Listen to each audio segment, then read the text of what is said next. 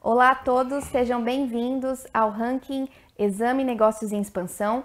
Hoje estamos aqui com o Bruno Pojocan, diretor da Covi, startup de mobilidade, e também com a Carol Pfeiffer, presidente da Atom e investidora. Hoje o nosso tema aqui é para falar um pouquinho sobre os do's e don'ts da captação de recursos bem-sucedida para empresas de pequeno porte no Brasil. Eu queria começar aqui com um dado muito interessante e importante que chama a atenção para a relevância do tema que a gente está discutindo hoje, que é 70% das startups do Brasil sequer receberam investimento em qualquer momento da vida delas. Então, tá aí o porquê que é tão importante falar sobre os do's e os don'ts, ou seja, o que fazer e o que não fazer, o que evitar no momento de captar recursos. Eu queria começar dando a palavra aqui para o Bruno, para perguntar um pouquinho aqui, Bruno, o que pode ser considerado aí uma unanimidade positiva em todas as captações que a Covi já esteve envolvida, já que a Covi é um exemplo bem acabado de startup que captou recentemente recursos. Sim, primeiro, prazer, né? Obrigado por receber a gente aqui. Acho que assim, uma coisa super importante, né? Algumas, vou listar. A primeira delas, obviamente, ser conseguindo aos poucos e construindo um bom networking, principalmente com investidores, né? Difícil que logo na primeira vez que você fale com algum investidor, você já consiga algum tipo de captação, né? Então, normalmente investidor também, obviamente, investe em negócios que ele acha positivo, mas também no time, né? Então, um pouco de criar essa confiança, criar esse relacionamento, acaba sendo super importante. Acho que isso é um dos pontos primordiais. A outra, obviamente, conseguir apresentar de forma sucinta e bem o seu negócio, né? Assim, isso parece fácil, mas na verdade é uma arte bem difícil, né? Você resumir bem e colocar os principais pontos do seu negócio, diferenciais, numa apresentação relativamente curta, né?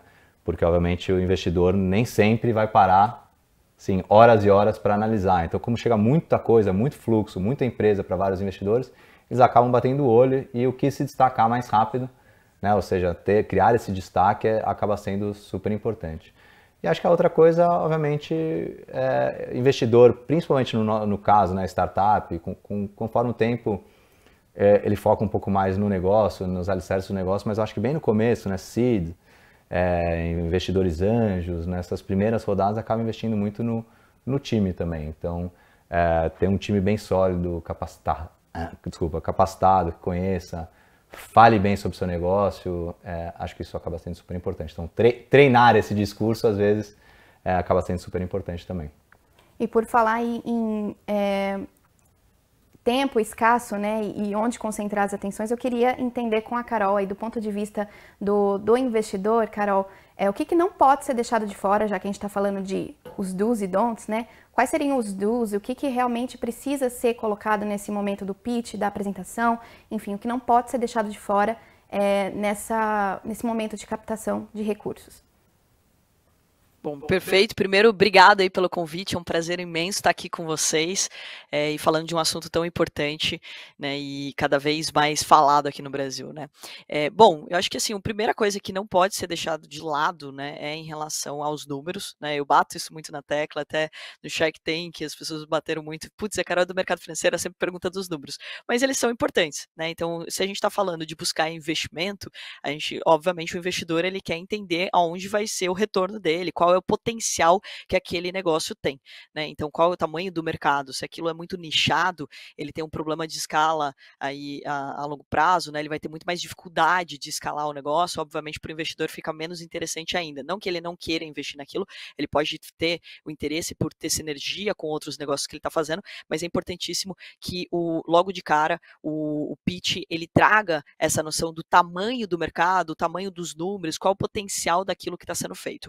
Outra coisa que eu acho que é sempre muito importante é deixar muito claro que o pitch ele precisa ser breve, ele precisa ser objetivo. Eu preciso passar uma mensagem e criar uma curiosidade. Então não é para você responder todas as coisas do teu negócio logo de cara, né? Então é a mesma coisa de você mandar uma mensagem para uma pessoa querendo que ela tenha curiosidade, ela tenha interesse de saber mais. Então é o papel do empreendedor é deixar também esse ar de curiosidade de, olha, esse é um negócio altamente lucrativo, escalável, que tem um propósito muito claro, que pode trazer um bem para a sociedade, para outras pessoas envolvidas, que vai fazer muito bem para quem vai receber esse produto ou esse serviço, e deixar essa curiosidade do qual é o próximo, o que eu estou fazendo, como que eu posso melhorar, o que eu tenho de conhecimento. Então é muito importante que o pitch ele seja sempre muito breve, muito claro, muito objetivo.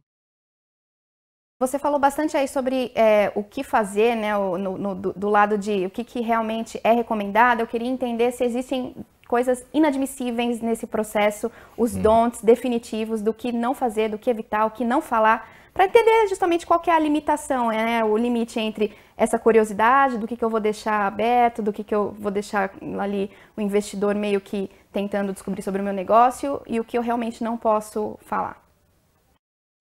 Eu acho que também é legal de falar, né, Maria Clara, que assim, é algo que a gente precisa tomar muito cuidado, é com quem nós estamos conversando, né? Então, para mim, por exemplo, tem alguns não falar que é pessoal, né? Então, ou seja, porque eu acho que esse é um ponto também interessante da gente falar. Não existe uma receita perfeita de pitch, tá, pessoal? Existe com quem eu estou conversando. Então, primeiro de tudo, conheça muito bem o outro lado. Qual é o investidor que eu estou falando? O que ele gosta? Porque o que eu gosto é diferente do que um outro investidor vai gostar de escutar. Então é muito importante que você conheça com quem você está falando.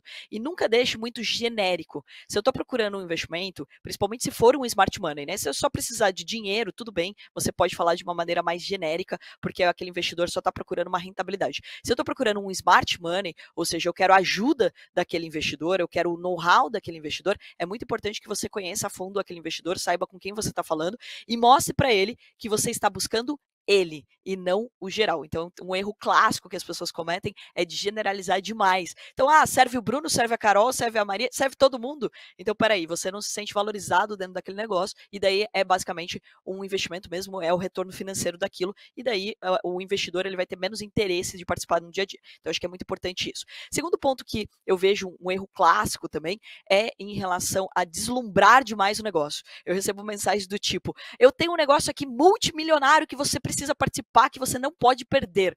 Gente, eu posso perder sim, porque tem várias oportunidades no mercado todos os dias.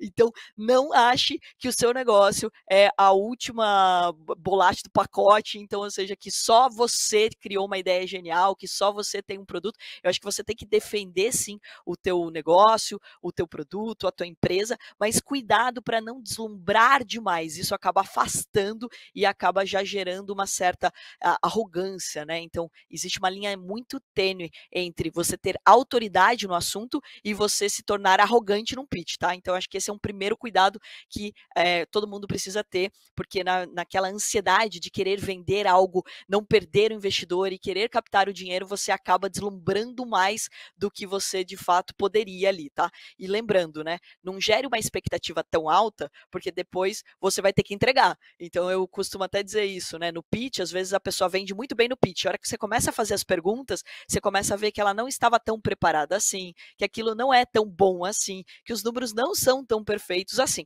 Então, eu acho que sempre o cuidado ali no pitch de não gerar uma expectativa tão grande também, porque depois você vai ter que entregar e daí nas perguntas, né, ali no debate, você vai acabar se perdendo. Então, acho que esse é um ponto. E por último, mas não menos importante, um erro clássico é valuation, gente. Pelo amor de Deus, cuidado com as comparações. Do tipo, olha, o Nubank vale tanto, então eu criei um banco agora digital voltado para isso e eu usei o mesmo múltiplo e tudo mais. Então, assim, eu vejo cada vez mais que as pessoas se perdem no valuation. E o valuation afasta o investidor, né? Então, ele percebe claramente que você está querendo ganhar dinheiro em cima dele, né? Então, ou seja, você não está tão preocupado em colocar dinheiro para o negócio. Muitas vezes as pessoas, elas fazem um pitch de quanto elas precisam de dinheiro. Eu preciso de 10 milhões, estou te vendendo 10%. E não quanto a empresa de fato vale. Então, cuidado na hora de fazer esses cálculos. Perfeito. Interessante esse ponto que você trouxe entre essa linha tênue entre o que é conhecimento e o que é arrogância, né? Acho que isso vamos tomar nota disso.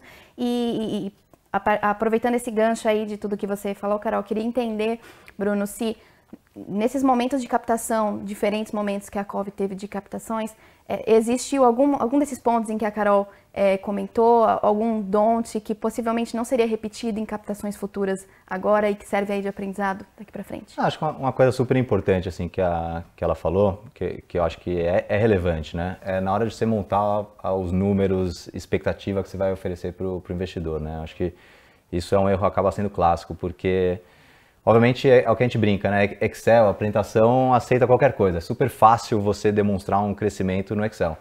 Só que uma coisa é você apresentar uma vez, aceitarem, mas a consistência e de fato mostrar que você entregou, começa a mostrar o quanto você consegue entregar o que você está falando, né? Então, ser relativamente conservador, né? Obviamente você quer crescer, você quer mostrar que você consegue entregar, assim, até fica um pouco esquisito, soa até às vezes mentira se você coloca números muito grandes e depois não consegue entregar. Então, isso é uma coisa que a gente se preocupa muito, assim, sempre ser muito consistente, garantir que o que a gente está mostrando tem embasamento, né? As premissas são sólidas, que a gente fala se a receita vai crescer X%, que a gente consegue se embasar no que operacionalmente a gente vai fazer para a receita crescer, no que operacionalmente a gente vai fazer para a margem melhorar, e não só colocar no Excel, a margem vai melhorar X%, a receita vai crescer Y%. Então, ter essa solidez por trás do negócio, de fato, entender quais são as alavancas e depois, obviamente, caso você não consiga entregar,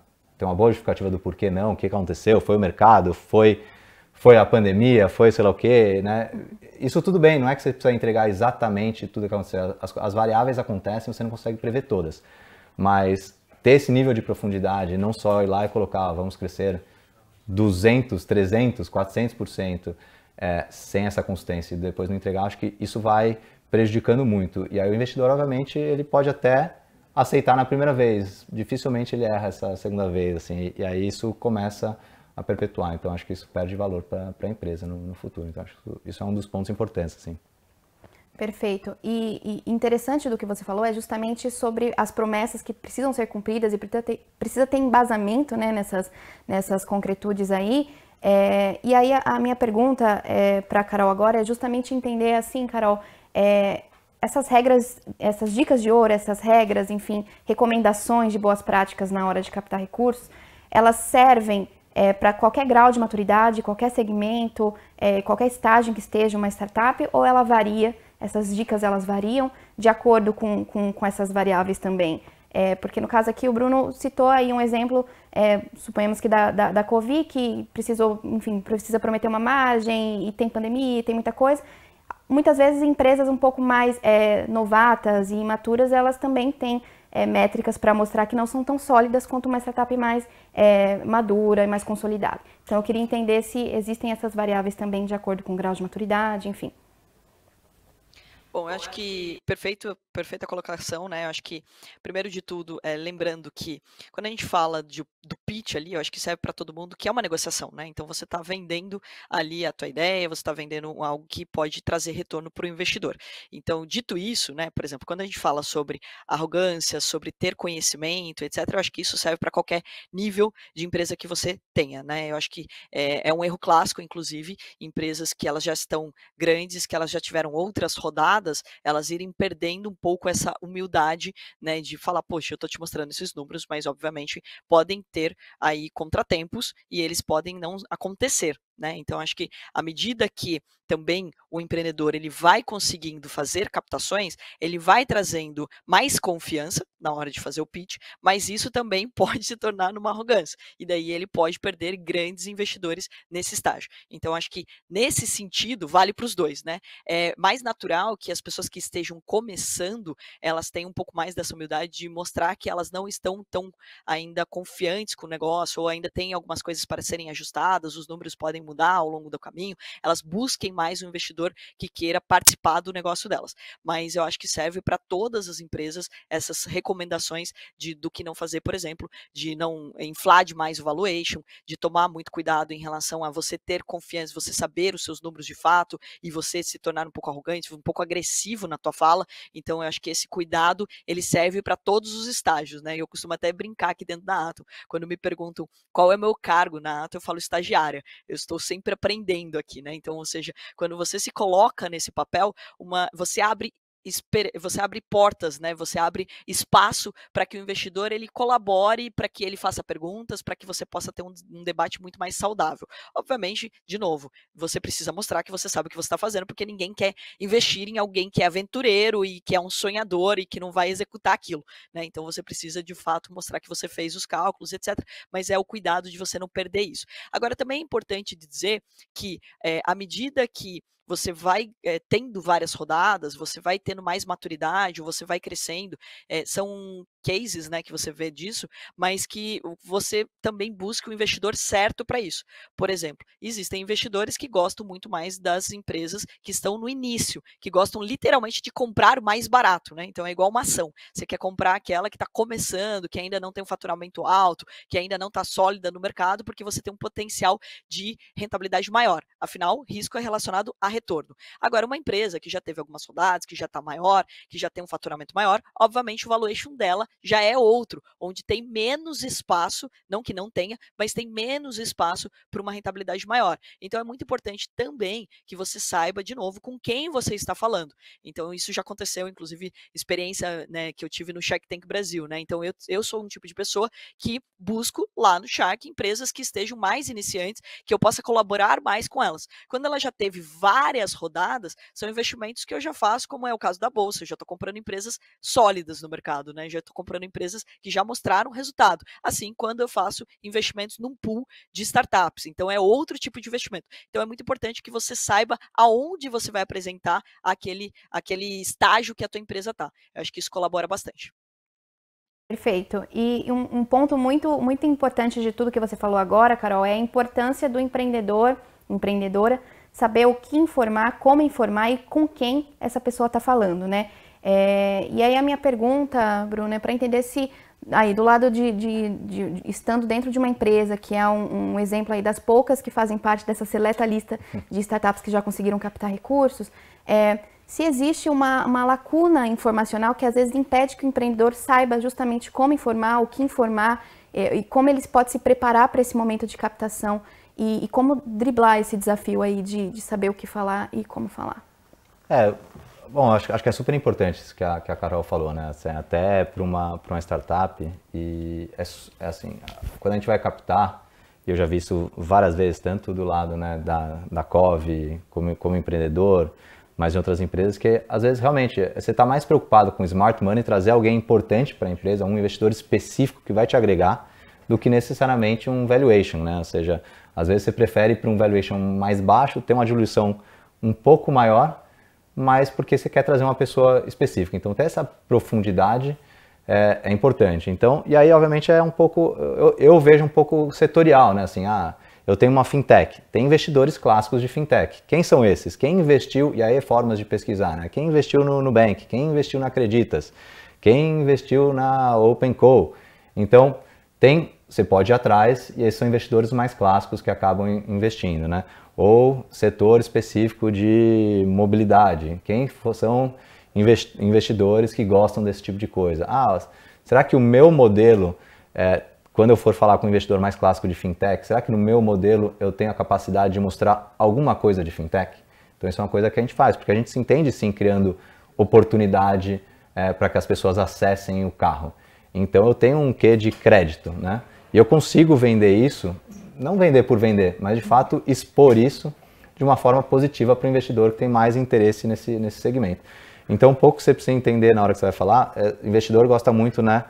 Um pouco de setor, eles são muito especializados em setor, e aí olhar para dentro do seu negócio e falar, ó, tem alguma coisa desse setor, tem umas coisas que são clássicas, né? Minha empresa é de crédito digital, então obviamente você é uma empresa de fintech. A nossa, por exemplo, é mobilidade, mas a gente tem muita coisa, sim, que pode ser vista como um modelo que uma empresa, um investidor clássico de crédito, de fintech, que goste do nosso. Então, você olhar para dentro da sua empresa, entender que características delas podem ser, de certa forma, mostradas, expostas para um investidor específico que gosta de outro segmento. Então, acho que essas duas coisas, né? Um, entender o segmento, quais são os investidores, e o outro, se você for falar com um investidor clássico de algum outro segmento, algum outro setor, olhar para dentro da empresa e falar, ó, realmente eu posso me olhar de alguma outra forma. Acho que com isso você vai um pouco adaptando o discurso para quem é a audiência. De novo, obviamente sem mentir, sem contar uma história que não seja verdadeira, né? Então, isso sempre é importante. Acho que manter a linha ética, eu acho que talvez seja das mais importantes coisas a se fazer. Então, obviamente, você não quer mentir, não é isso. Uhum.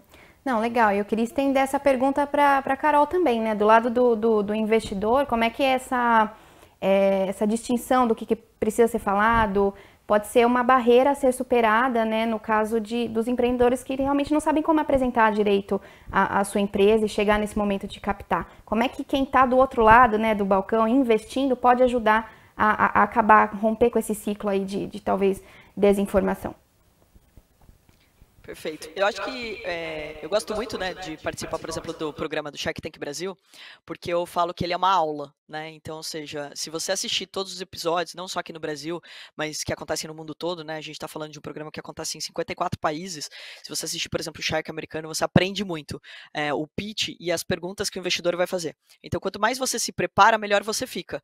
É igual, por exemplo, dar uma palestra, né? Depois de 17 anos dando palestra, eu já sei as perguntas que normalmente as pessoas fazem. Então, você já responde aquelas perguntas na sua fala. E isso faz uma grande diferença. Então, quando você já entende o que a outra pessoa está pensando, né? Então, o que ela pode, de fato, ter curiosidade ou perguntar para você, você abrevia muito. De novo, lembrando que o pitch ele precisa ser preciso, ele precisa ser curto, ele precisa ser objetivo e criar uma curiosidade. Mas, ao mesmo tempo, ele precisa passar informações para que a pessoa tenha o interesse, né, o suficiente para saber mais sobre o seu negócio. E depois do pitch, que vem, eu acho que o grande ponto, né? Tem muitas pessoas que treinam muito pitch, elas ficam ótimas, elas ficam lá treinadinhas, literalmente, né? Então, até muitas vezes decoram um texto. Cuidado também com isso, tá, pessoal? Porque às vezes você tenta ter o pitch perfeito e daí você faz uma decoreba que perde toda a dinâmica. E depois, na hora que você começa nas perguntas, você percebe que a pessoa está totalmente despreparada. Então, é muito importante que você se prepare como um todo. O pitch ele não precisa ser uma oratória perfeita. Ninguém tá vendo se você tem a melhor comunicação do mundo. Você não é um ator, uma atriz, tá? Então, lembrando, você é um empreendedor que está passando uma informação. É muito bom que você fale bem, que você se comunique bem, mas a gente entende que você vai ficar nervoso, que pode engasgar, que você pode errar alguma coisa, e tá tudo certo. O importante é que você tenha domínio sobre o seu negócio. É o mais importante para o investidor. Ele não está preocupado que você decore um texto e que você tenha uma baita interpretação, né? Então, de novo, não é um teatro. E o pós-pitch é o mais importante, são as perguntas. Então, assistir muitos pitches te mostra, te ensina o que o investidor vai perguntar pós. Então ele vai querer saber, por exemplo, se você está 100% dedicado nesse negócio hoje. Por quê? Porque ele quer saber qual é o risco que ele tem. Se você falar que você tem 5 negócios, por exemplo, provavelmente você vai causar uma frustração naquele investidor, porque ele entende que ele está correndo um risco. Pode ser que o seu outro negócio vá muito bem e você abandone esse negócio que ele está investindo, como pode ser que vá muito mal e você tenha que salvar aquele outro negócio, ou seja, de novo, você está dividindo a atenção. Então o investidor vai querer saber se você tem outros negócios. Ele vai querer saber se você, de fato, já teve alguma experiência anterior. Ele vai querer saber, por exemplo, se você já quebrou alguma vez, ou se você já teve algum tipo de prejuízo, ou se você já teve outras captações. Então, são perguntas que acontecem normalmente. Então, quanto mais você assistir pitches de outras pessoas, mais você vai pegar esse tato das perguntas que são feitas pelos investidores e melhor você vai ficar na hora de responder. Então, até uma sugestão que eu dou para as pessoas é de assistir aos pitches, aos programas de empreendedorismo que mostram as pessoas fazendo pitch, os investidores tomando ali à frente, né, como é o caso do Shark Tank, e também, pessoal, não só de focar nos que deram certo. Então, legal, o Bruno teve uma captação brilhante, eu vou ver tudo que o Bruno fez. Tá, mas pega os casos de fracasso, né? Os casos de pessoas que não conseguiram investimentos. O que essas pessoas erraram? Por que elas não conseguiram investimento? Eu gosto muito de, até nas minhas redes sociais, falarem dos pitches que eu não investi. Por que eu não investi? Então, o que faltou naquele empreendedor? O que faltou naquele momento? Qual que foi a minha análise? Porque é isso que vai fazer a diferença. Então, você só vê o sucesso das pessoas, obviamente, se aprende menos. É com os fracassos que a gente aprende mais. Então, eu recomendo que qualquer pessoa que vá fazer um pitch, assista muito pitch. Assista muito para você pegar esse tato e, principalmente, não só o pitch, pessoal. É o pós-pitch, ou seja, as perguntas, para entender, para você se preparar, de fato, para você não ficar parecendo que você realmente criou um teatrinho ali e depois você não sabe responder sobre o seu negócio. Não tem nada mais frustrante para o investidor do que assistir aquele pitch sensacional e daí a hora que você fez a primeira pergunta, a pessoa já se perdeu, ela já não conhece os números dela, e os números é grave, tá, inclusive, porque eu costumo dizer, né, tem um propósito, mas não abandone o caixa. Uma pessoa que não conhece seus números, você não conhece o seu negócio, e daí você não vai ter investimento. Afinal, o investidor não é uma ONG, tá? A gente não tá fazendo trabalho social ali, a gente tá querendo retorno. E se você não conhece seus números, você não precisa ser do financeiro, mas você tá ali apresentando, você precisa saber os números da empresa. Vou adicionar uma coisa que a Carol falou, que eu fiquei lembrando aqui, que é engraçado, mas acaba sendo verdade, né? A gente olha às vezes só para os casos de sucesso e esquece que para chegar lá teve vários insucessos, né? Então, para um investidor nosso, a gente falou com 30. E uma estratégia legal, que às vezes é o caso, é assim, quais são os seus tiers A, B, C? Ou seja, qual que é o meu investidor primordial? Quem eu quero com certeza, que é o mais smart money. Esse normalmente a gente deixa um pouco para depois. Por quê? Porque com isso você vai falando com outros investidores, vai treinando seu pitch, vai vendo perguntas, vai entendendo um pouco a visão do mercado referente à empresa e até vai modelando, você vai se educando nessas conversas. Então, não só ver de outros, que eu acho super importante isso que a Carol falou, mas você mesmo ter essa estratégia, né? Você saber priorizar quem são os seus principais investidores que você gostaria e ir treinado para falar com esses. Então, se você vai falar se tem 3, 4, 5 são os primordiais, deixa eles um pouco mais para o final, fala com outros 30 antes, porque você vai receber um monte de não. A maior parte sempre é não. E aí depois você vai treinando, vai vendo, e aí quando você estiver mais preparado, aí foca nos que você realmente prioriza, né? Ô Bruno, e é legal de falar, né, que o pitch, gente, não pode ser treinado com o seu pai, com a sua mãe, com as pessoas que gostam de você, tá? Treine os pitches com pessoas que não gostam muito do negócio que você tá fazendo. Pega aquele amigo teu mais mala, aquele que nunca te apoiou, que é pessimista, que tudo ele acha que vai dar errado, que é o melhor jeito de você treinar, porque afinal, buscar investimento é tomar porrada. Então, ou seja, é importante que você se prepare para tomar soco. Literalmente treinar boxe. Perfeito, perfeito. Eu acho que o que fica aqui de lição, de aprendizado, é que o pitch, a apresentação para a captação de recursos, ele é um processo, ele não é só aqueles 3 minutos da apresentação. Tem um antes, tem um durante e tem um depois, que é tão importante quanto o antes e o durante, né? Manter essa relação saudável com o investidor, é cumprir com o que foi prometido e sempre tentar deixar muito transparente, né, tudo aquilo que foi apresentado. Então, a lição também que fica é: aprenda com os que deram certo, aprenda mais ainda com os que não deram certo, né? Eu queria agradecer pela presença dos dois, Bruno aqui presencialmente comigo no estúdio, Carol acompanhando aí virtualmente, remotamente. Eu espero de verdade que você, empreendedor e empreendedora, tenha tomado nota, tenha realmente adquirido algum conhecimento a partir dessa discussão de hoje. E eu queria me despedir aqui agradecendo de novo a presença aqui dos convidados e chamando aí para o nosso próximo painel, que vai falar um pouquinho sobre as lições de quem cresceu as receitas e expandiu a empresa em 2021 e as lições para continuar crescendo em 2022. Até a próxima!